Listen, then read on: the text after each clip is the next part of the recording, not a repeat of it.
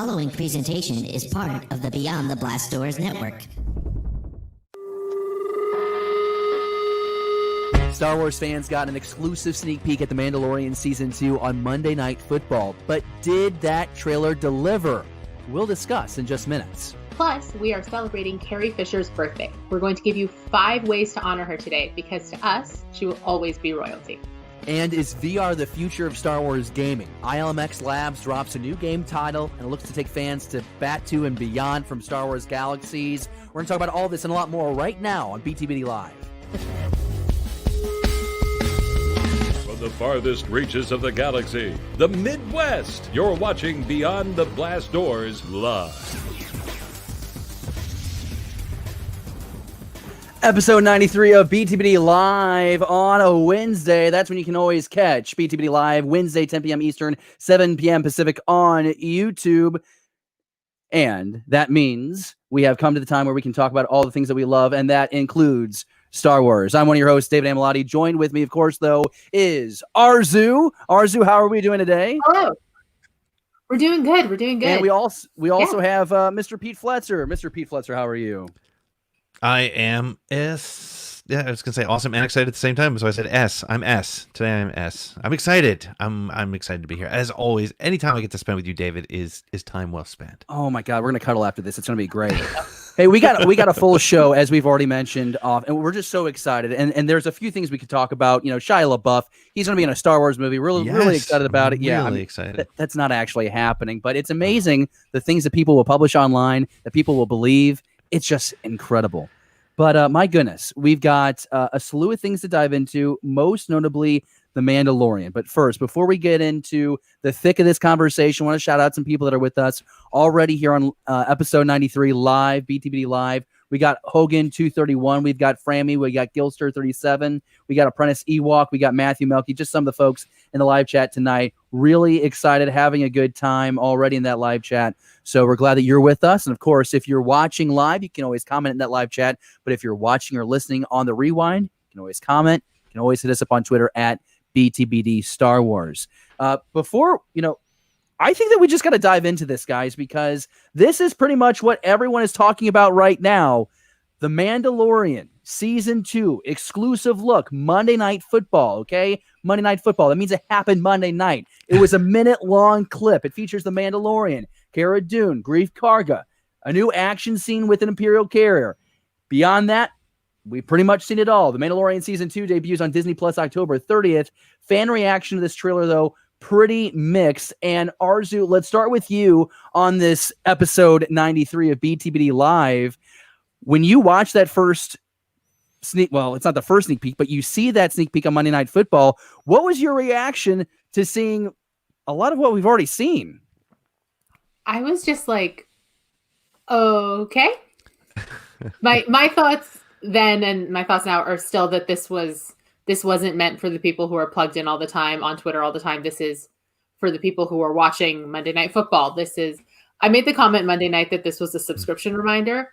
Yep. And I got my subscription email the next morning. So just a reminder, we'll be billing you on whatever. So that's absolutely what this trailer was for. I think that's a really interesting point. And you're probably right on the money. I would tell you this. I thought it was a great trailer. I think it was a better trailer than the first trailer.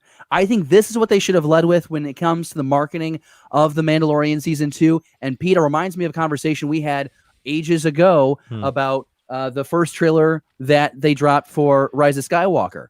Wasn't the best trailer for the Rise of Skywalker. They should have probably led with the last one that was just front and center. Here's the Emperor. Come out, see this movie. It's an interesting strategy. Do you think there's some merit to, we've already hooked the diehards, let's get the lay fan now? 100%. I think, that's one of the things we forget, and I have to remind myself constantly, because as those of you in the chat know, and those of you who are listening on the rewind and we spend our entire lives way too connected to Star Wars, whether it's as much or as little as, look, if you're watching the show right now, you are not the target audience for what they showed on Monday night. That was for, as Jerry Cable calls them, the normies, the people who are just kind of, who didn't see the trailer when it hit on Twitter because they didn't care. But this is for those people that are like, oh, that's right, I remember there's that little Baby Yoda thing. I can't wait to see that again. And so from that perspective, it worked. For those of us who wanted more, it didn't. And I think we all, look, I love Kessel Run Transmissions. I have nothing but great things to say about my friends Noah and Corey, but unfortunately, either they're not getting fed the right information, or things are changing so rapidly at Lucasfilm is very difficult to keep up with. And what we expect to see in these trailers is not what we're actually getting. And after I slept on it, I mean, my first tweet was that was disappointing. But the very next morning, the more I thought about it, I'm fine with it, because you know what? We're going to get the show in 9 days. So I don't really, and I said it before, I didn't need a trailer. I'm going to watch it. So I wanted to see more, but I'm okay. We're not going to always get what we expect in this. I should say, I know I said like, okay, that was whatever, because I had sort of been hyped up right to think that it was going to be big. I don't mind that we didn't see a whole lot. Yeah. I think that's fine because like Pete said, we're getting the show in 9 days, and I'd rather be surprised anyway, but just sort of going in on the assumption that we're going to see something, I'm like, oh, okay, might as well. But I didn't mind that there was nothing there.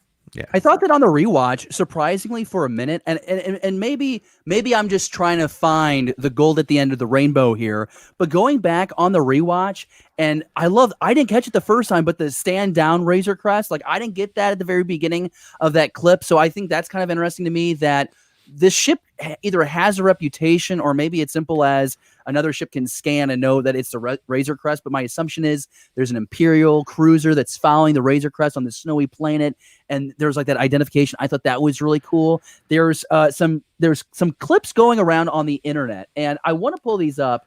I'm going to credit Andy for finding this, but apparently there are creatures in the trailer that I don't know how many people are aware of.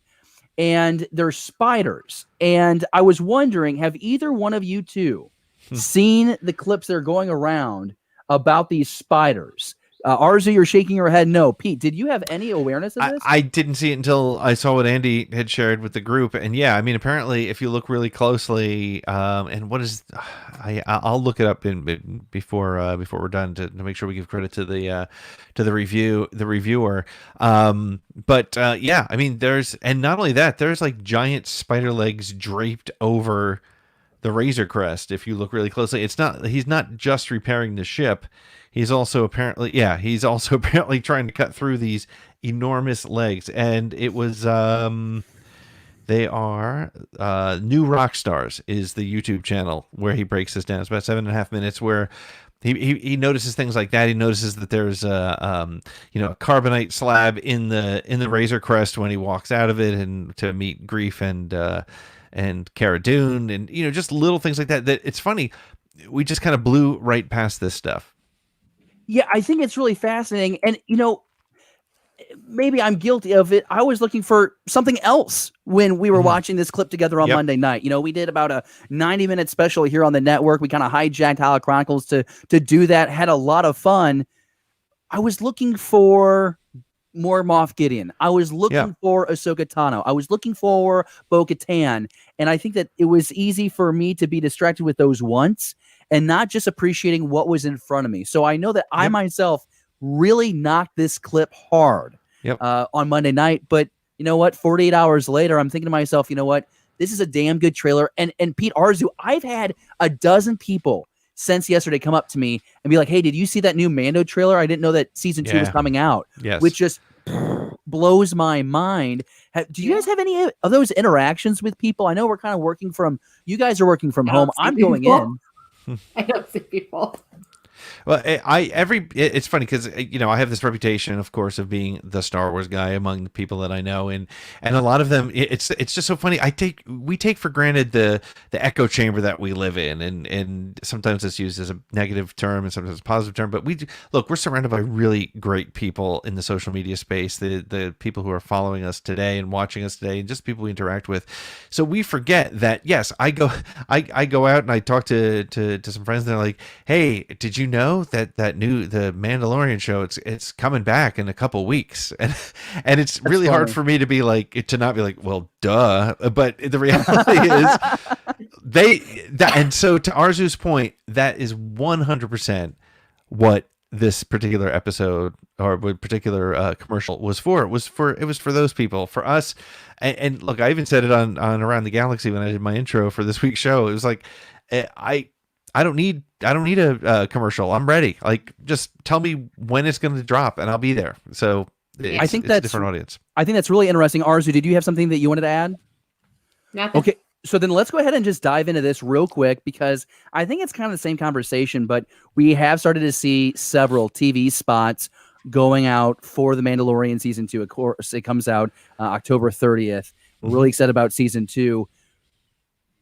Do you think it's a long, are you finding yourself excited with just the little glimpses? Like, do you find these 30-second spots to be more effective than the minute and a half clips? I think for myself, that is what's happening, because I am just ready to see the full thing. I don't think a trailer is going to give me any satisfaction, because at this point we've identified they're not going to give me what I want in that trailer. Arzu, you work in the TV world. What are we really trying to do with these 30-second TV spots? I think, well, this is not the part of TV I work in, but what I think the 30-second spots are just sort of easy ways to, as you're scrolling, even, because realistically, how many people are seeing this on TV? Just as you're scrolling, it's just 30 seconds. Remember, The Mandalorian's coming out. Look, there's a cool thing. I think that's what it's for. So it's like a very long GIF, basically, which is what I think it's supposed to be doing. It's just, it's not something you necessarily need to listen to, because even like when The Rise of Skywalker came out, those little TV spots, they were the big flashy images, right? It wasn't the quieter stuff. So that's all it's doing. It's like catching your attention, reminding you it's coming out, buy your ticket / resubscribe to Disney Plus, like whatever that is. Yep. I think that's really interesting. Pete, I'm going to be honest, like, do you still have cable TV? Because I don't. I'm not seeing Mandalorian TV spots all over cable television. I'm not even seeing them on my streaming platform. So people are talking about it.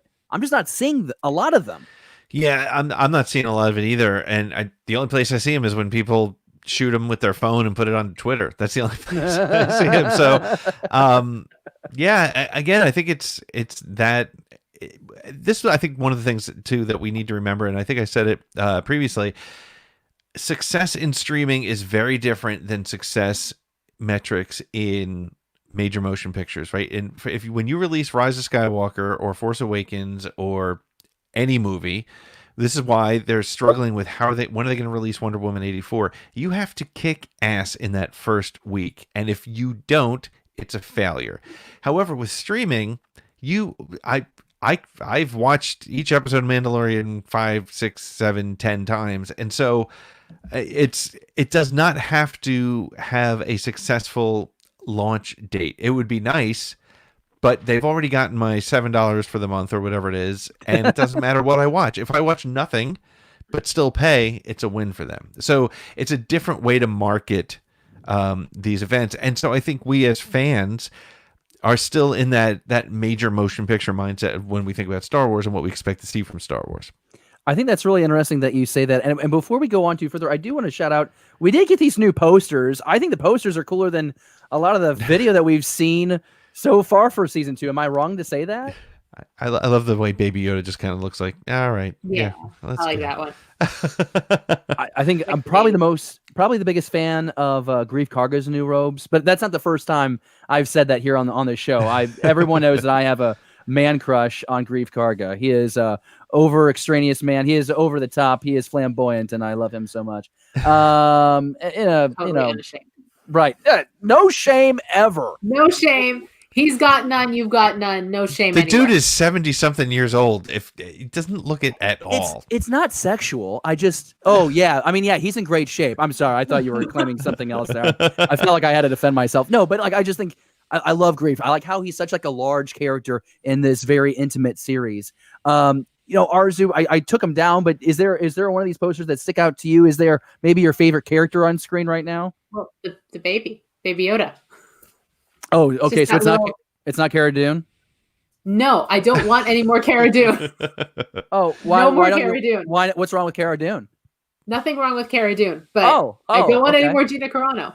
So So now we're gonna that's let why. those off-camera screen exploits influence how you perceive the story. Yes. Not the story so much. It's not the story, but it's the lady getting a paycheck from the story. Pete wants to That I crap have a on her problem so with. bad. He's refraining so much. I am holding back. But, That's so On me or on her? no, on No, her. on her. Okay. Not on on you. her. No. You and I are on the same exact Yeah. page. Like, So I've got this in mind that I need her to be in like episode 1, be like, oh yes, Mando, your mission is that way, and then just never come back. and then somebody shoots her in the head and she falls over and And then that's it. Just where'd You Cara guys- go? She went on a mission elsewhere, not with Bo-Katan in a spin-off series. Just You guys- somewhere else. You guys are really poetic about the sweet justice that you want to give Cara Dune. Hey, we I want have to a know Cara what Dune you. Funko who is not allowed to be on camera. She's out of frame. Like she's not allowed to be on camera. And ever. maybe. And to be fair, no, it's okay because honestly, Arzu has this like really sweet setup in the background, and that's some work to make sure that figure is not in your background. She's just like the shelf above this one. She's I will- just out of reach. And the best pop, tell me wrong, but it's the armor. That's just what I'm saying. Of her collection, for sure. The armor pop. Your favorite one is the armor. Oh, hell yeah. It's sweet. But like I was saying, we do want to know what you think about the TV spots, the posters, the exclusive look Monday Night Football offered us that wasn't all that exclusive or special because we saw a lot of it. I still will say it's the best trailer we've gotten so far for Mando. Let us know what you think. Tweet us at BTBD Star Wars. If you're watching live, you can hit us up in the comment section. Also on the Rewind. Get in that comment section so we can continue this Star Wars conversation. And with that, let's go ahead. And I pulled up Frammy real quick because he says The Mandalorian is solidly in the global group consciousness, or at least the child is. Every new child item is an ad for the upcoming season. Let's dive into this real quick, Pete. Start with you.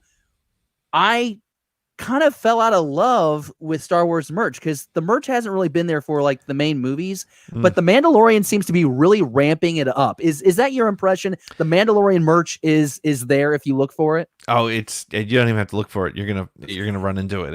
It's everywhere. And I think it's interesting because Rise of Skywalker merchandise was virtually non-existent. And I think it's a response to what people are excited about. And I've said it before on this show and others. We walked out of Rise of Skywalker with my sister-in-law and brother-in-law, and she said, wasn't there like some baby Yoda that was supposed to be in this movie? So like those people that are not on Twitter all day like us don't make the distinction. So baby Yoda is Star Wars now to people. And so, yes, there's merch everywhere. There's phone covers, there's calendars, there's coloring books, there's 7 pops. There's I've got a fleece throw over there. You have a problem. Right. Yeah, there's everywhere. And so, and to Framey's point, I think they are right on. That's what's selling Star Wars, and Baby Yoda is, there was a meme going around somewhere that, Baby Yoda is basically saying, I am Star Wars. And it's true. That's the representation of Star Wars today. I don't think you're wrong, and I think it's interesting how many people are actually aware that it's IG-11, not IG-88 in the series. Like, people are pretty educated. I'm a big Lego guy. There's only been 2 Lego sets. I do want to get the Razor Crest. It wasn't available for a little while, so hopefully I can pull that off. But that's usually the merch that I dive into. I know Pete's a big Funko guy. He just leaned out of the way. For those of you listening to the audio version of this show, he leaned out of the way so he could display his 19 different child Funko Pops. With Baby Yoda behind his head. Is it just 7? There's just 7 individual Baby Yoda. And then there's pops, the giant one, right? There's the giant one, yeah. Yeah. And there's which is in my daughter's room. She's got the big Guilty 10-inch pleasure. screen. Yeah. I like this one. Matthew H says Mando will crash Disney Plus for the first few hours after it drops. And Arzu, something that I thought was interesting was The Mandalorian drops on Disney Plus, followed by the final season of the Clone Wars.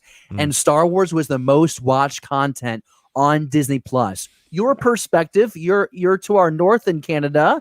What's your thought? I mean, you think that Star Wars fans are going to turn out and make Star Wars the most watched thing on Disney Plus again? Well, Disney Plus also crashed here last year when The Mandalorian came out. I got up at 5:30 in the morning to put my credit card information in I don't know why I thought they were going to run out of subscriptions, but I got up early to make sure I got It's sold out. So, like, there's no more Disney Plus for Canada. We hit our quota, but I think the Clone Wars not as much here. I don't know. It just wasn't the same hype, but I think it's definitely going to crash up here too for when Mando drops next week. I'm really looking forward to it. And Pete, it's something that we've talked about almost like ad nauseum, but it's like, to me, it blows me away that Disney Plus in 2019 and 2020, it's a Star Wars property that is by and large the number one thing. My assumption was that stuff that they pulled out of the vault or the classic animated films, but no, Star Wars is front and center. And you know what? Am I wrong to say that it's probably saved Disney Plus? Because I'm not seeing the Marvel, the MCU stories that I thought we were going to have at this point. Yeah, it seems like Star Wars is kind of the hero here, Pete. I think you're right. And what's interesting about that too is the entire concept of Disney Plus was get all the Disney stuff. So, like you, I assumed that the big draw was going to be, Fox and the Hound and all those classic Disney films. But you made a point before that.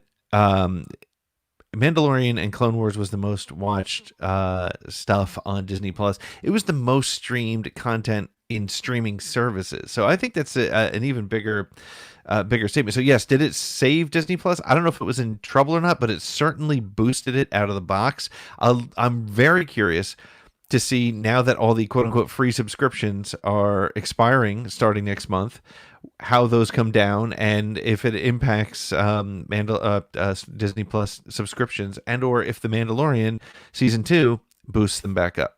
Remember, the projection for Disney Plus in 2025 was going to be 100 million plus subscribers. Right. And a lot of us thought that was pretty ambitious. I think the first week they had 20 million.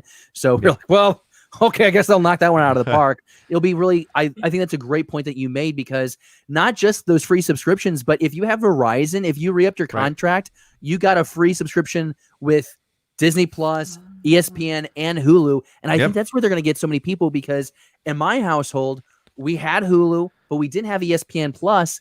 Because I got the bundle, I basically get ESPN Plus for free. So for me, I can't not re-up now because I'm so dependent on it. The other thing I would add to that is, living now in this COVID quarantine world, there's having Disney Plus. If you have children under 10 years old, having Disney Plus is a godsend, because it's not only Star Wars for the family, but it's all those movies. My son's been watching all the National Geographic stuff. He's at that age where he's loving every unique animal that he can find, and so he's digging into. I just love hearing David Attenborough's voice playing in my house, but it's you can't, if you have a streaming service like that and you have children in this quarantine age, you're not getting rid of it. You're gonna pick that possibly over Amazon or over Netflix. I think Netflix is probably the most likely to. Well, I don't know. See, because you also have Apple, which to me has been useless, and HBO Max, which I haven't made the move to, but it looks interesting, but not enough for me to make the move.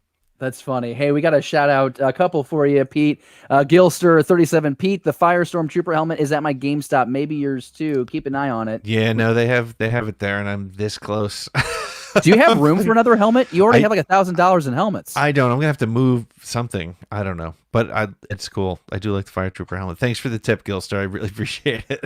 Andy from over at Hollow Chronicles, a show that you can watch every Monday night here on Beyond the Blast Doors Network. Andy says merch in season 2 will be more prevalent and better timing. So we appreciate that insight from one of our head collector know-it-alls here on the network. We'll be sure to dive into more of the comments as we go through the show. But let's go ahead and get to our next topic here on BTB Live, episode 93. So glad you're with us.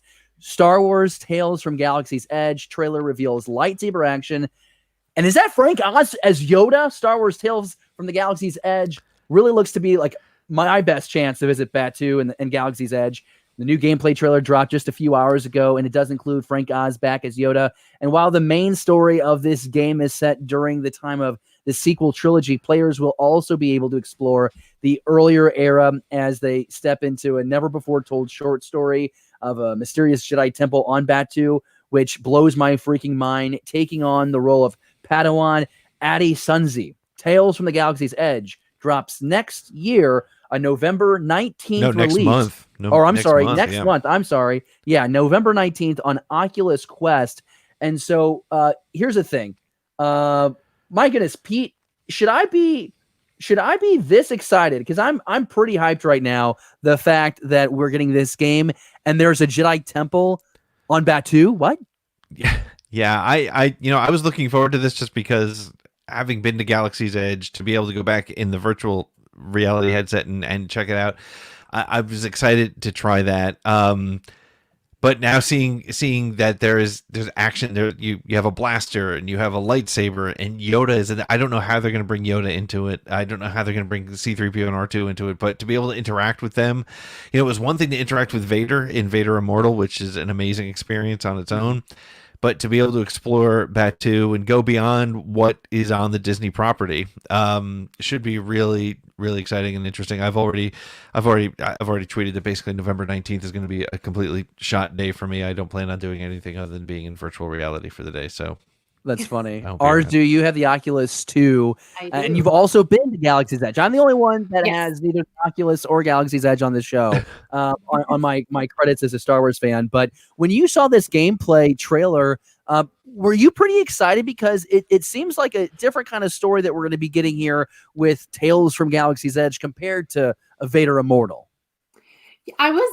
My brain kind of went into that weird space that it did when I was reading the Galaxy's Edge books too, where I was wondering if if the game was going to be spaced out like the park is, or spaced out like it's supposed to be in the books, where everything is a lot Right. further apart. yeah. So that's all I could think in the game. I'm like, no, but like show me Batuu so I can see. But I like the idea of lightsaber because the Jedi stuff is my favorite stuff. So for that alone, I'm ready to play this game. Just because I get to play with a VR lightsaber again. Yeah. I think that's a really good point. I guess my thing when I learned this news is that they have found a way to keep Galaxy's Edge relative beyond 5 years. Mm-hmm. One of my biggest concerns with Galaxy's Edge and going to Batuu was the fact that you are going to be in a situation where you have a canon story as the overlying structure of this theme park. But what happens when that story is told? How are you Right. going to keep this park relevant when it's 10 years down the I'm going as a 29-year-old next year. How is this park going to be relevant in 10 years when I'm taking my daughter or son? You know what I'm saying? How is that going to work?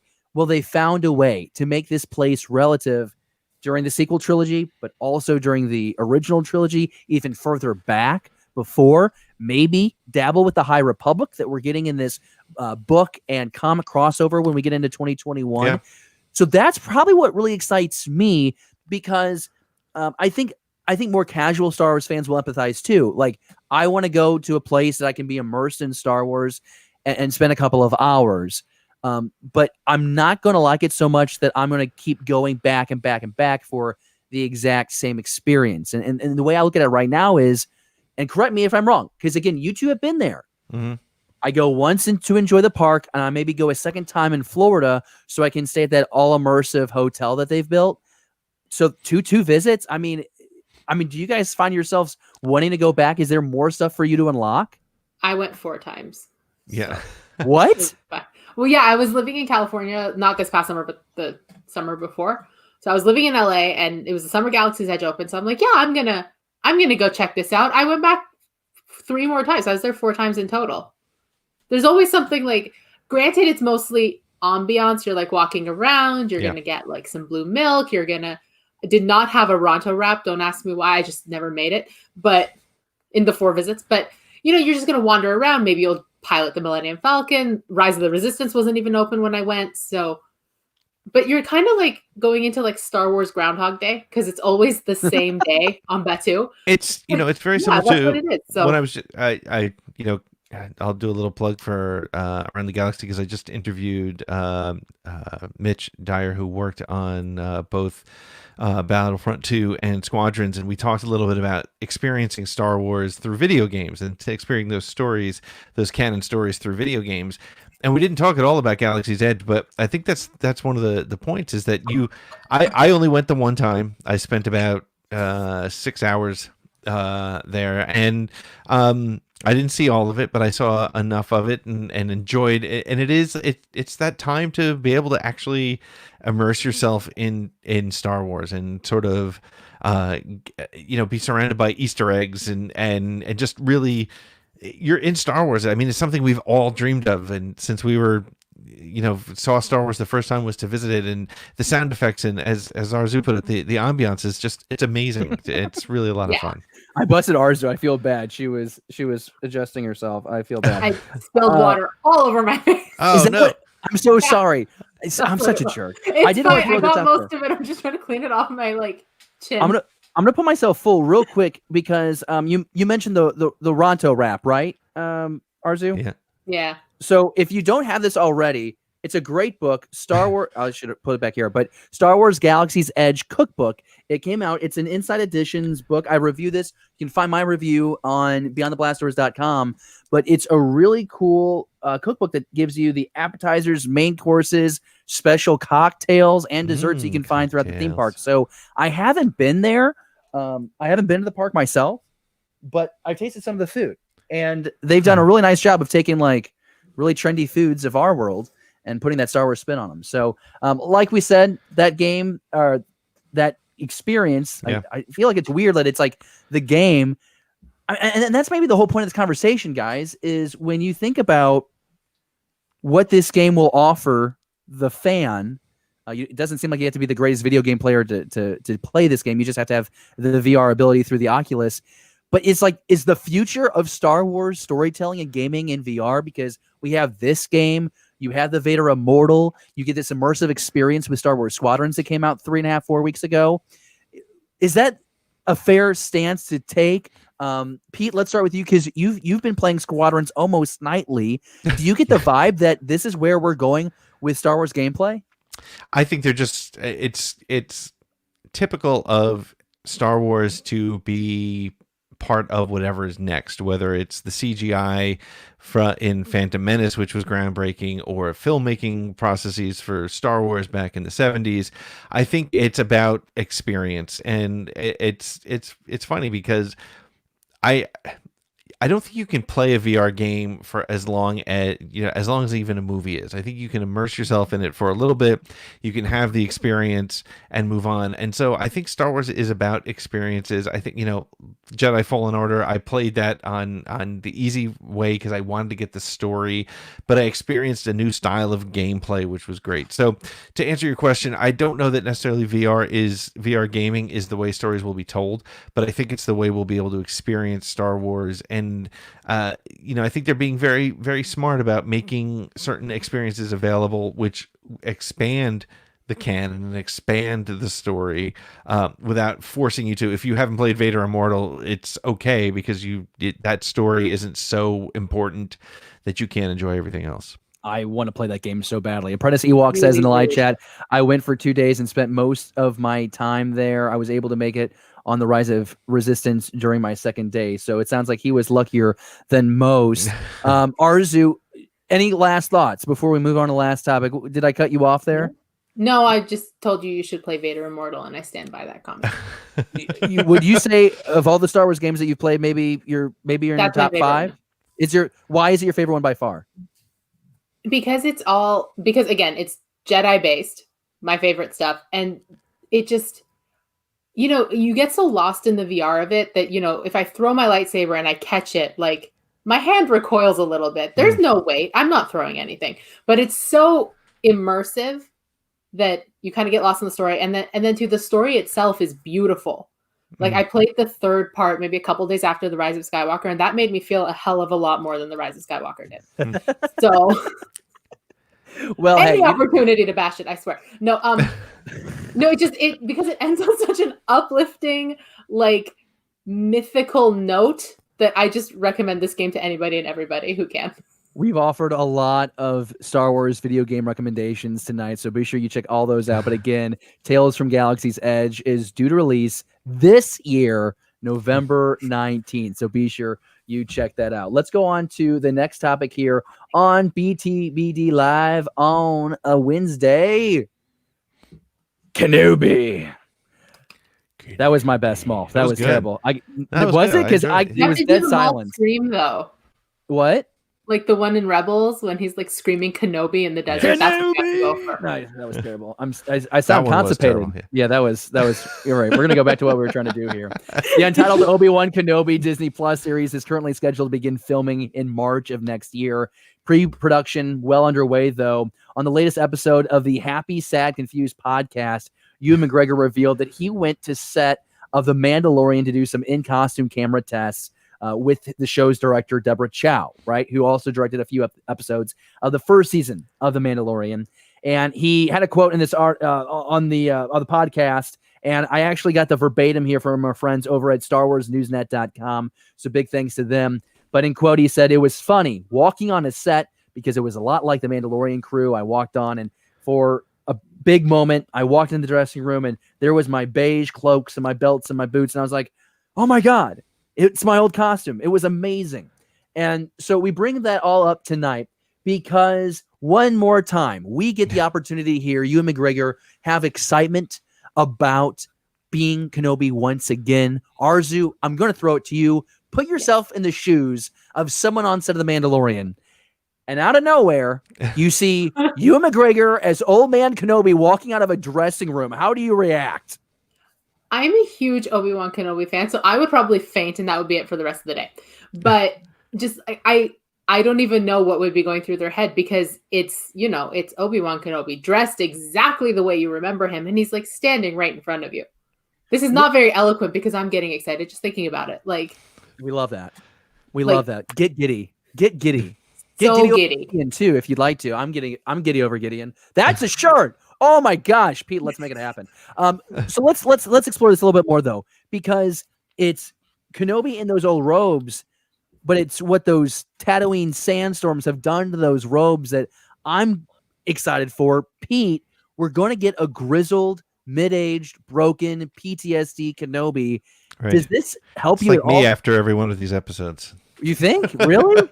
Wow. Is it that bad of an experience for you, Pete? No, it's wonderful. I love it.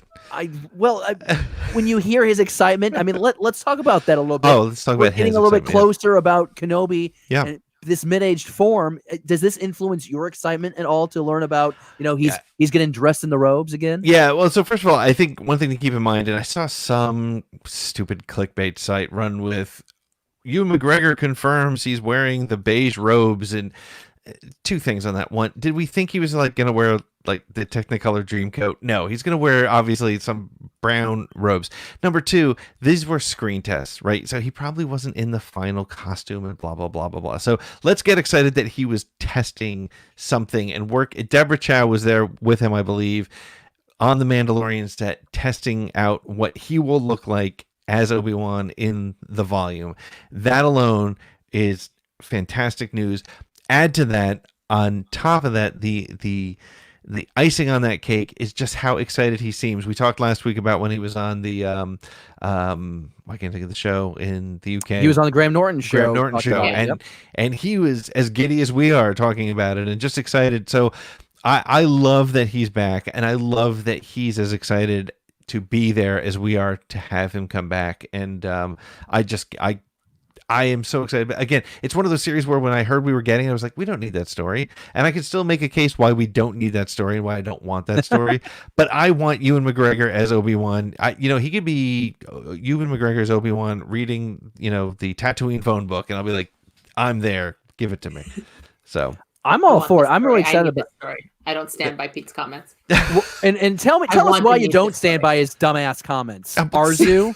I didn't say that. I did not. No, call he's him being a dumbass grumpy comment. person. Because my favorite character of them, like one of my top 3. There's just this huge gap of time where we can assume he was sitting there alone, just keeping an eye on Luke. But really, what was going on in those 20 years? We don't need the story per se to get to episode 4. Like, we get it, he's there, but it's such a fascinating block of time because he's dealing with his grief over Anakin, and he's dealing with the fall of the entire order, and we know he's talking to Qui-Gon. Like, there's so much good potential for drama in this 19-year gap that I'm so excited we're getting a little piece of it. Yeah, and when I say drama, I mean angst. That's a better word. Yeah, and I'm not saying that I don't want the story. I just didn't know that I needed the story, right? That's one of those pieces of headcanon that if we didn't get it, it would work. But I'm curious. I am curious. Yeah, I mean, from a certain point of view, A New Hope. Just some of the stories that are in there make me want to. I want to see. Yeah, I want to see what they're going to do with it, and I also get the sense that it's not going to be. Look, Star Wars has never once delivered what the show is called, right? I mean, Rebels was a Jedi story, So, and Mandalorian is a story about a Jedi or All a Jedi Force. Yeah. So, what are we going to get with Kenobi? It's not going to be. Yeah, let's face it, it's not going to be 6 episodes of him sitting in his hut with his feet up watching Luke from a distance, right? We're going to get but it could so be, much and great I would stuff. watch that. Yeah, I would too if it was Ewan McGregor doing Obi-Wan. Yes, I absolutely would. Let's go ahead and shout out Jared, the Dark Jedi, because he just gave us a $5 super chat. So, Jared, thank you so much. Thank you, Jared. You are the best. He says, just finished recording Knights of the Nerd Republic with Jerry. Also, the best way to honor Carrie is to vote, vote, vote. Much love. Well, we'll talk about Carrie in just a little bit. We're just seconds away from that, Jared. I think you'll be pleasantly surprised by our list of ways to celebrate Carrie Fisher. I also want to throw out this because Matthew says Kenobi can sit in his cave for 5 episodes. I'll watch every minute. Damn right you will. Matthew's Why right. won't you? I agree. And do we forget? I mean, why have low expectations about the series? We're getting flashbacks. I'm pretty sure that our friends over at Kessel Run's Transmissions have also said that those flashbacks could involve a Commander Cody, could involve a Anakin Skywalker, a Hayden Christensen Anakin Skywalker. Yes, we're there for that. I've said this 1,000 times, and Go. I'll say this again and again and again. If we get to see Ewan McGregor in Clone Wars Jedi Knight armor from Clone Wars, the animated series in live action, I might just sob in front of my television set for hours. Yes, that right there. Yes, Obi-Wan in his Mandalorian armor. I'm gonna let him. I want a Satine flashback. I'm not even sorry. Wow, I want a that's- Satine flashback. I want Mandalorian armor. Will Satine work though? Just in flashback.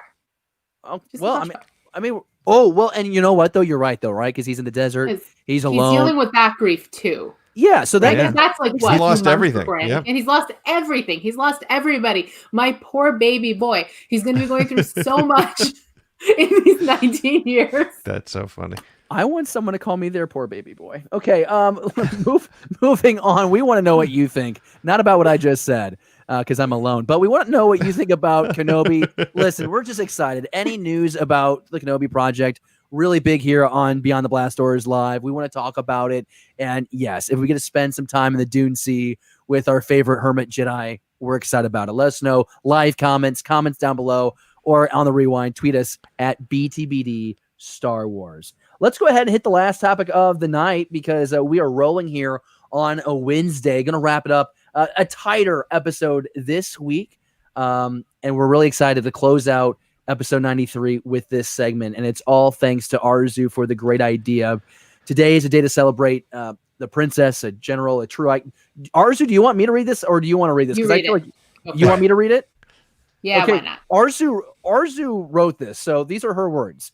Today is a day to celebrate a princess, a general, and a true icon. We've seen social media flooded all day with people celebrating the life of Carrie Fisher on what would have been her 64th birthday. So we want to offer you some fun ways you can keep the party going and celebrate our princess on the daily. Arzu has developed this top 5 ways to honor Carrie Fisher, and I'm going to bring you up on screen. Arzu, number 1, or your number 5, so the bottom of the list.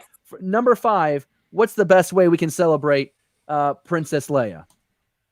Okay, so the first way on my list is obviously you can watch the original trilogy again. Plain and simple. Disney Plus, as we've been talking about, has all of them, despite the edits. Please watch the original trilogy. That is the easiest way I can think of to celebrate Carrie Fisher today. And Arzu, real quick, what is it about the original trilogy that would be such a great way to celebrate Carrie Fisher? Is it just because that she was able to be on screen as a strong heroine and show that the girl can be the smart one in the group? She's the smart one in the group. She is a strong heroine. She's got her vulnerabilities. which is always very important in a character. It's the most complete Leia arc is the original. So that's why I recommend those specifically, because the focus is at least 50% on her, and she's got her complete arc. So that's why I said the original trilogy. And Pete, you witnessed the original trilogy in theaters. So I mean, would you agree that? And that wasn't a slam. Like that's no. I am proud of that. You should be. Yes. You know, you have a daughter. You have a wife. What is Leia?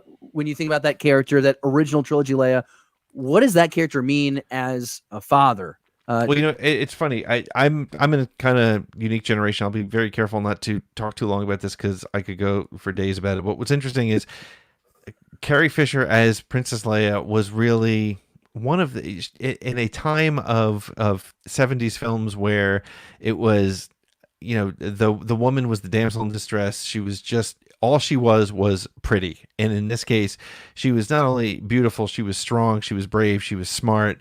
And as a 7-year-old boy watching it, it's really important to me now that I look back, because it never occurred to me that, oh, she should have been a damsel in distress. No, it was never that. She was always, it was just, she was that great character, and she has probably inspired, you know, little girls in ways that I will, of course, never understand. But just, she was such a powerful character and played such an influence, and so important to not just Star Wars, but to women all around. And that's how you want your daughter to grow up. You want her to be strong, independent, thoughtful for herself, not be dependent on other people. It's because you're a great dad and you like Star Wars. No other dads would be like, you should be like Princess Leia, and all they did was like watch like Gone with the Wind. Arzu, number 4 on the list. What is the number 4 way that we can celebrate? Number 4 is to rock some space buns, like I am doing right now. If you're watching us on YouTube, I've got my hair up in space buns. How do you do that? Well, okay, I've cheated a little bit. So I twisted my hair, and then I have these really big hair clips that sort of make it look bulkier than it actually is. See, that's what I was going to do, but I wasn't able to. My hair wasn't agreeing. It's too thick. Couldn't clip it all up. Yeah, it was hard to get all this together. You know what I mean? Is it tough to do when your hair is thinning? Yes, it is. It is. I'm getting it on the side. It's happening, right? You wait. I had someone be like, "Hey, you got that pepper?" Almost Leia bun-esque. That's true. We should all be wearing our big headphones today. Yes. I feel fancy. Arzu, number 3 on your list. Should have a drum roll. Number 3 on my list, because I am the book person, is to read Leia-centric books from within the Star Wars canon. So we have Princess of Alderaan, which I've talked about before. We have, what is it called? Bloodline, both by Claudia Gray. Resistance Reborn is so good, it upsets me. That's also a really good Leia story. So those are my 3 Leia-centric Star Wars books that I recommend for today. They're all very popular, I know, but if you haven't read them, you really should. And well, I might be wrong here, but I think out of all those, I think Bloodlines might be my favorite. I think it was cool in Princess of Alderaan to like learn young Leia, but I thought it was really fascinating to learn about how like Leia operated, trying to rebuild the New Republic and have the stress of like Vader. And then like there's obviously some other baggage that we don't need to get into, but I thought Bloodlines was a great book. And Pete, you've been able to speak with Claudia Gray. Something that I thought was so interesting about your conversation with her on Around the Galaxy was she talks about how your book has to bring something new. There has to be a purpose for someone to read the story. Yeah. You know, you've read that. I mean, you've read that book and you've obviously spoken with Claudia Gray. I mean, I don't know. I think we both would fairly agree that she owns Star Wars novel writing right now. Well, she's I think she's captured telling a Leia story probably the best of anybody who's done it. Although you do have to say Resistance Reborn does a nice job of capturing that era, the more modern era Leia. But that again, to me, that's the best thing about Bloodline is that it makes you, you know, it's that sort of additional layer of Star Wars where, you know, we all thought Return of the Jedi, Death Star blew up. Ewoks played drums on some stormtrooper heads and things were done. But there was a lot more lot more story to tell. And she does a great job of doing that. Love that. Arzu, number 2 on the list. Number 2 on the list, I'm going to give a visual aid, is still on top of the books, is to read books by Carrie Fisher. So I've got my favorites of her nonfiction and her fiction in front of me. So it's Surrender the Pink is the fiction and The Princess Diarist is the nonfiction. So she is, I don't need to tell you guys, a brilliant writer. She's just, I was telling them before the show that her memoirs just flow so quickly. It's like you're having a conversation with her, and then her fiction is just so rich that you kind of want to like savor it as you're going. So it's two completely different experiences, but I highly recommend both. I feel like the fiction and the nonfiction. maybe this is an assumption. I feel like there's some probably like tragedy with her story, like leaving her passing out of it. I mean, she had a hard life. She had a lot of challenges in her life, but I would imagine like the humor, does her wit come through her words? All over the page. It's awesome. just, I'm like, yeah, this is Carrie talking 100%. It's just her dry wit is all over both the memoirs and the fiction. All right. So here we go. We've got watch the original trilogy, rock some space buns, read some Leia-centric books. You can read Carrie's own books. And for number one on the list, the greatest way we could possibly celebrate our beloved princess. Arzu, what is it? Okay, I cheated. I actually have two more ways. So you didn't play by the rules, neither do I. So the next way to honor Princess Leia and Carrie Fisher today is there is a documentary series on YouTube and on Sci-Fi called Looking for Leia, and it is a 7-part docuseries about from the perspective of women and non-binary fans within the Star Wars fandom, and it sort of uses Leia as that lens of like what Star Wars means to them, what aspects of fandom are important to them. There's one episode, the 7th episode is called How We Carry On, Carrie spelled like Carrie Fisher. And that's about her impact on the fandom, on the fans, on the story. So if you're going to just watch one episode, watch that one, but I highly recommend the whole documentary. Very cool. I think that was a damn good list, Pete. It was great. I don't hear my number one though. But she has one more. more. Arzu. I have one more. I have lost one. What is the one more? Most important thing, which does not apply to anybody outside of the US, but here we are, is to vote. Yes. Vote. She would be out there right now just rocking the vote like nobody's business right now. What would Leia do? What would Carrie do? Vote. She'd probably give Trump the finger. Let's be honest. I can see her with her like middle, just giving him the bird. I don't want to make assumptions, but I'm pretty sure she was liberal. So I think I'm not hurting anyone's feeling by saying that Leia would vote him out. So we should all vote on November 3rd if you live in the States. That's the best way. You can vote now in some states, apparently. I've already voted. Did you vote? I'm Canadian. I'm not 100%. I'm going on November 3rd. So you're not nervous about going on the day? I live in a small town in New Jersey. You know, our entire population is going to take an hour and a half to get through the line, so I'm not too worried about it. Okay, there you go. Hey, we want to know, how would you celebrate Carrie Fisher on her birthday? We got a couple hours left to go. Let us know down the live chat comment section, or you can always tweet us at BTBD Star Wars. And with that, we're coming up on the end of tonight's show. Had a lot of fun. We have we could go on for more. We had a couple topics that we'll save for next week. I do want to throw this out there now, and Pete, I think we have time to do this, and I know you have a shout out real quick. I do want to let everyone know that Streaming Star Wars is returning on the network in 2 weeks to celebrate Mandalorian Season 2. Think of Streaming Star Wars now as more of a series, and we'll have weekly installments for Mandalorian Season 2. We will have, let me see if I do this right, guys. I don't know if I'll do this. I didn't do it right. But you'll have something like this. It'll be a lot nicer. But every Friday by 2 p.m. Central Time, you'll have about a 20-25 minute video with myself, Arzu, other friends from the network, maybe some guests. We'll sit around. We'll talk about what we liked about the episode, what we're hoping it means for the future of the story. We're not in the business of giving you the play-by-play of what happened. You can watch the damn thing for yourself.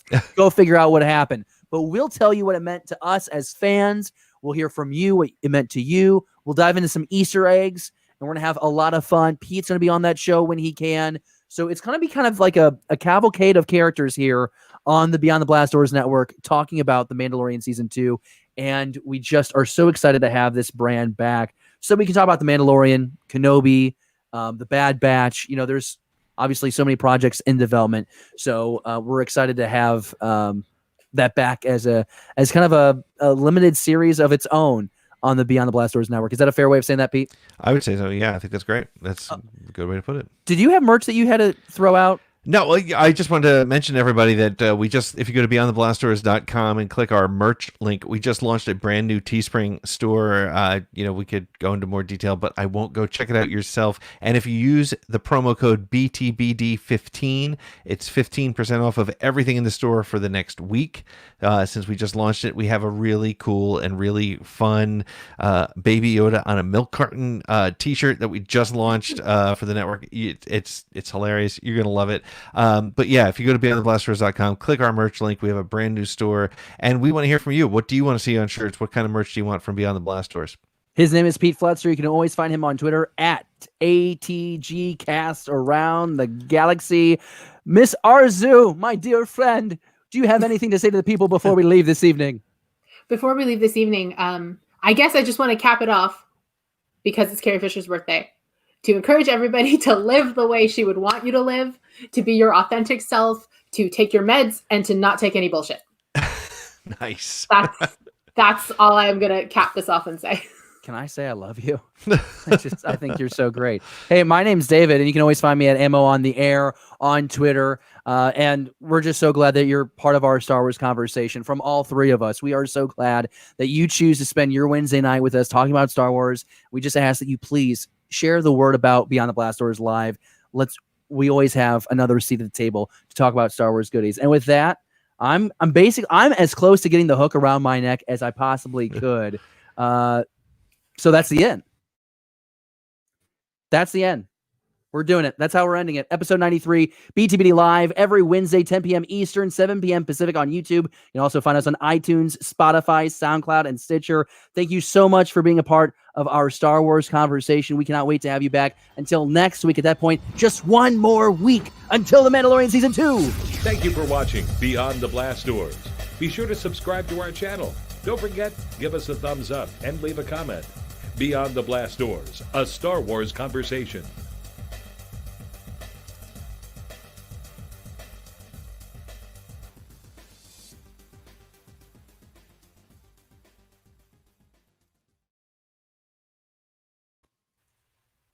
We're still on.